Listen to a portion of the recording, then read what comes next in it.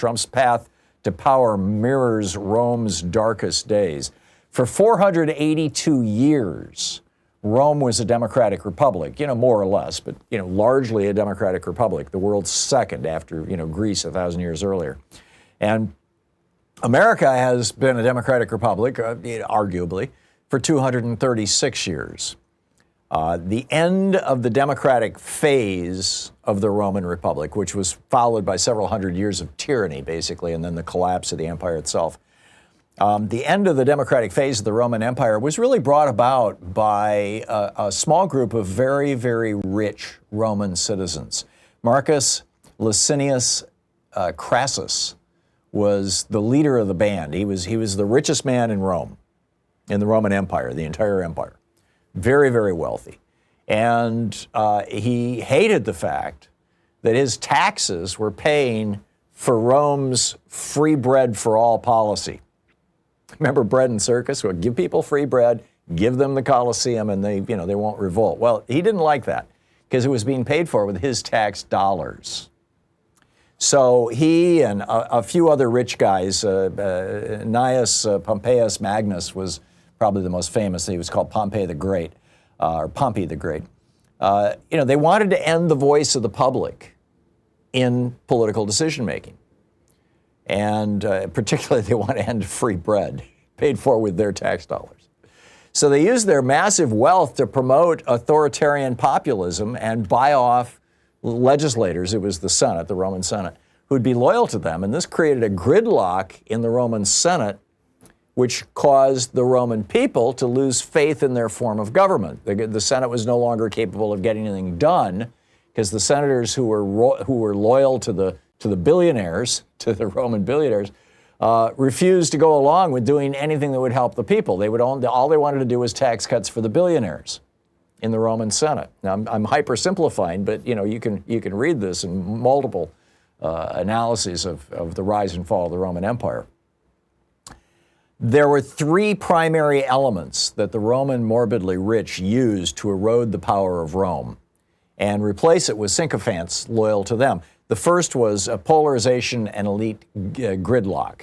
They basically set society against itself, and the very, very wealthy people, prevented any forward progress in the legislative arena. The second was the erosion of democratic norms. They destroyed the idea of compromise, collegiality, working things out in the Senate, that sort of thing. And the third was the concentration of power in the hands of a small elite who funded and thus controlled Rome's senators. It took decades, but they finally succeeded in using that lack of faith in their government, in the Roman government, to replace Roman democracy with Caesarism. Caesarism was, we want a strong man. And the first Caesar to provide that was Julius. He crossed the Rubicon River and seized Rome. And then I believe it was 2 or maybe 3 leaders later, it was all gone by then. I mean, that was the end of it. And, we've seen this, we're seeing something very much like this going on in the United States. I mean, it took decades, but, Augustus Caesar finally just, put a nail in the coffin of democracy in the Roman Republic after, in the years after Julius was assassinated. Here in America, we have a very analogous situation. I mean, it's striking.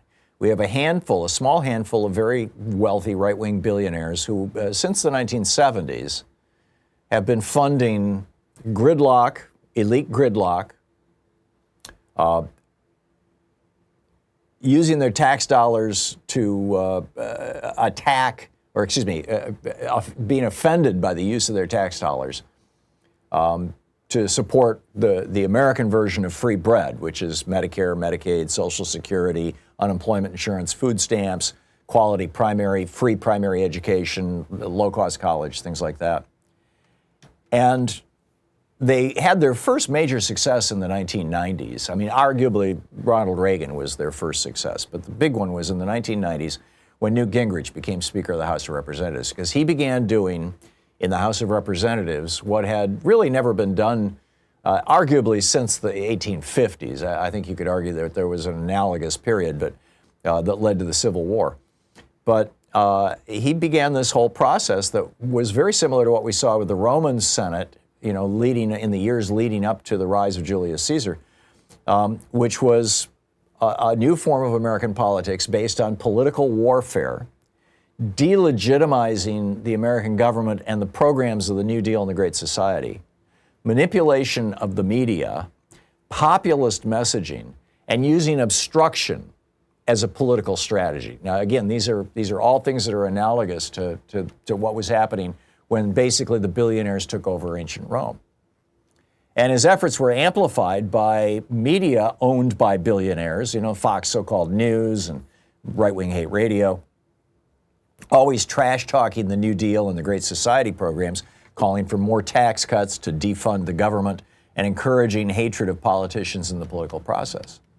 And the result, just like in Rome, the result was political gridlock, or is, the end of democratic norms of collegiality and compromise, and the concentration of power in the Speaker's office, and then ultimately in the Republican Party itself.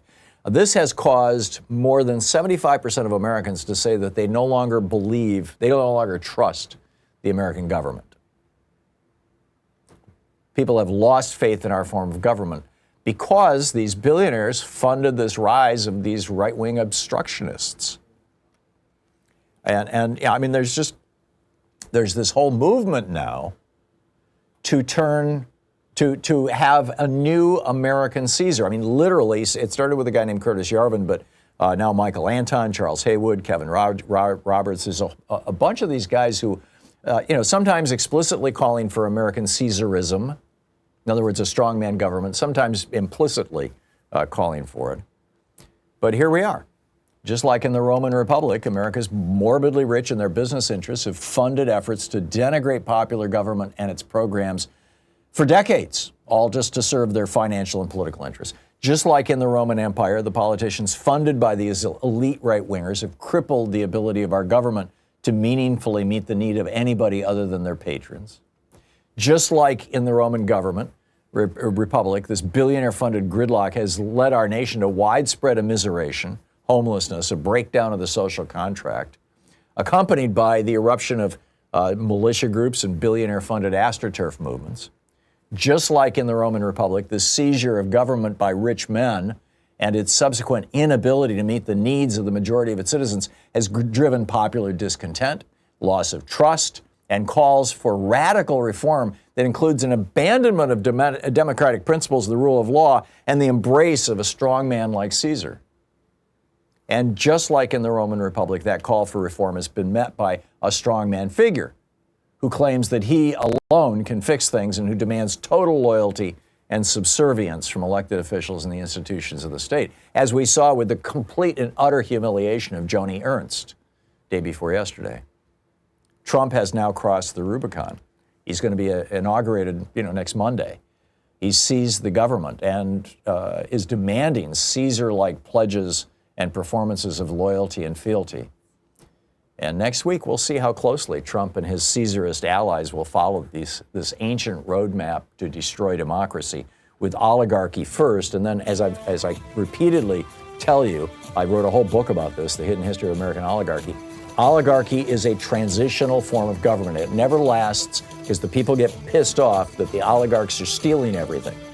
And so countries either flip back into democracy, as we did in the 1930s and the 1860s, or they flip into tyranny, as Russia and Hungary have done. Which way will we go? Stay tuned.